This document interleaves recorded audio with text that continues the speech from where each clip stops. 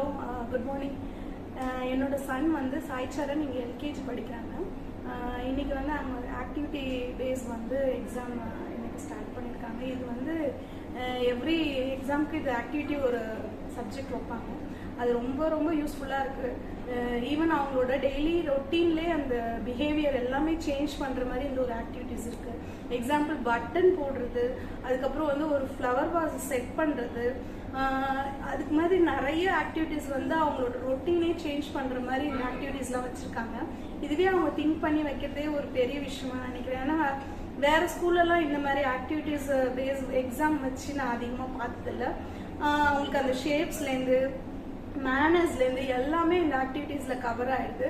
So இது குழந்தைங்களுக்கு ரொம்ப ரொம்ப யூஸ்ஃபுல்லாக இருக்குது. இதை வந்து அவங்க ஸ்டார்டிங்லேயே இதை கற்றுக்கிட்டாங்கன்னா அவங்களுக்கு போக போக அவங்களோட ஆக்டிவிட்டீஸ்லேயோ அவங்களோட பிரெயின் டெவலப்மெண்ட்லேயும் நல்ல டிஃப்ரென்ஸ் தெரியுது. ஸோ இதை வந்து அவங்க ஆக்டிவேட் பண்ணுறது வந்து ரொம்ப ரொம்ப சந்தோஷமாக இருக்குது.